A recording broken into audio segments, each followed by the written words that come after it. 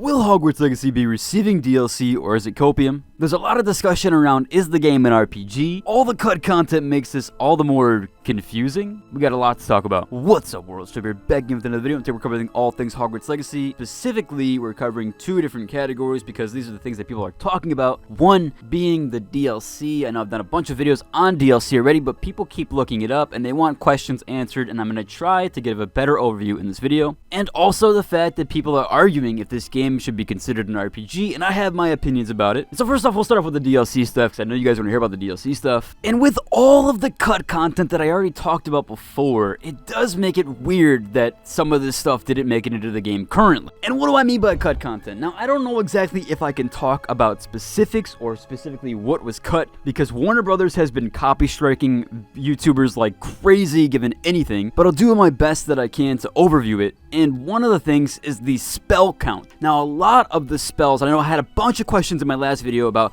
what spells are there, what kind of spells are they using, oh, what spell is this, like, I just don't want to go into specifics because of the copy strike stuff, but there are about double the amount, so think double the amount of spells that you currently have, that's in the game right now. And a lot of them already have full names, full UI implementation, and are able to even be added to the UI given certain mods, but these are very, very in-depth mods and very hard to replicate, as they have to be added back using custom tools and things of that nature, and it does get really in-depth given that the game doesn't really have custom creation tools right now, or custom creation kit like Skyrim and other games had that allowed them to create crazy mods. Even going back to Cyberpunk, I noticed that a lot of the week 1 mods and a lot of the month 1 mods are still the exact same. There's not very many stuff in Cyberpunk because there was never a creation kit added. The only cool thing is like the metro thing that got added. There was a modder who created an entire metro station that was supposed to be in the game and got cut, and he just kind of finished it out and kind of created his own objects and things of that nature.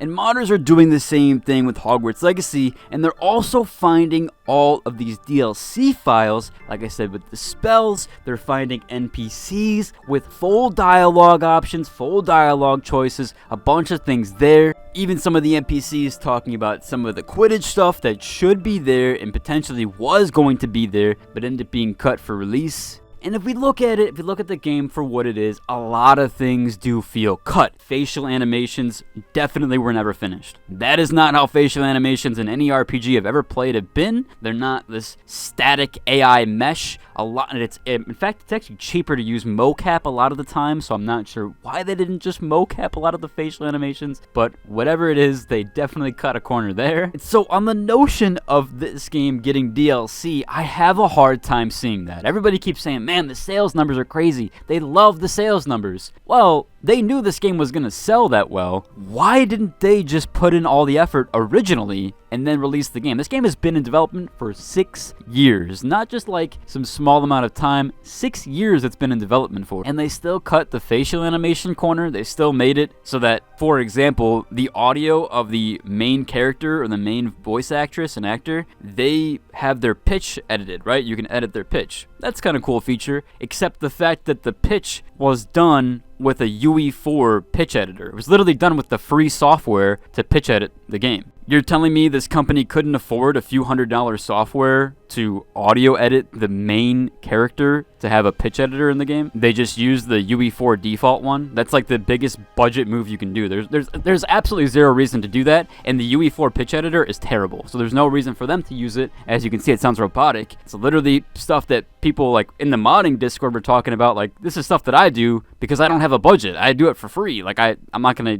download or buy $1,000 software because I can't afford it. A $1 billion studio can definitely afford to buy audio software that will make the main character and main voice actress have a non-robotic voice. It's literally that simple.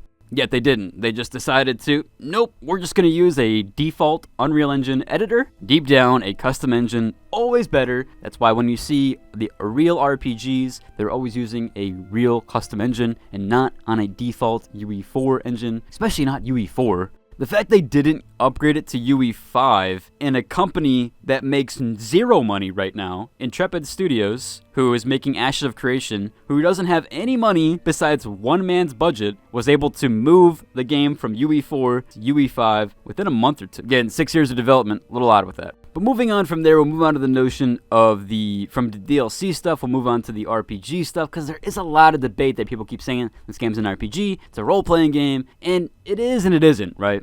The line for RPG has been moved and crossed and pushed, and I really just don't think games like an Oblivion or a Skyrim or a Mass Effect should be in the same category as games like Cyberpunk or games like Hogwarts Legacy. They just are not anywhere close. And even when in my last video I talked about with Starfield, the amount of decisions that you can make in New Vegas that affect your choices across the board is asinine. I have a scroll through for it, and I'll even put it up again. It is insane, the amount of decisions that matter, the things that change. Hogwarts Legacy doesn't even have the first paragraph of this. And neither does Cyberpunk. Cyberpunk had most of its quest design and choices in the first half of the game, or even the first couple missions, and then it did the rest of the game. The rest of the game was very just linear.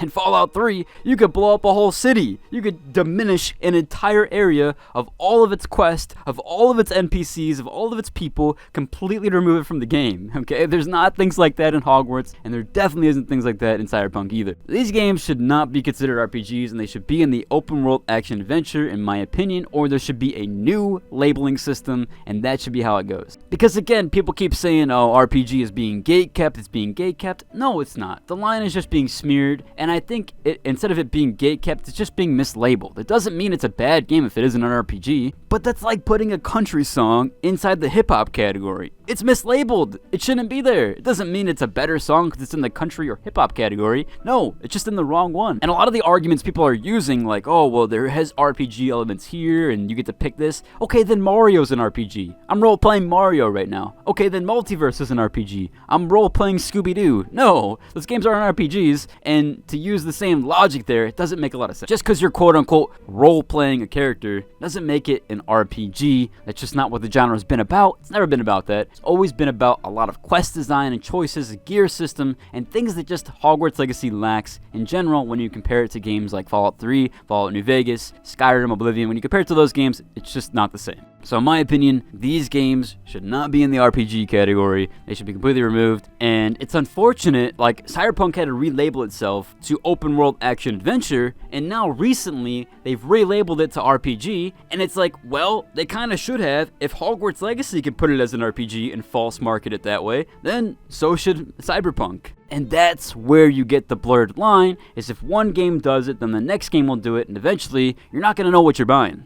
But I thought I would just leave my thoughts there because it is a bit frustrating to hear people give these random excuses and things that really don't apply. But if you enjoyed today's video, I'd like a like and subscribe, and until the next one, deuces.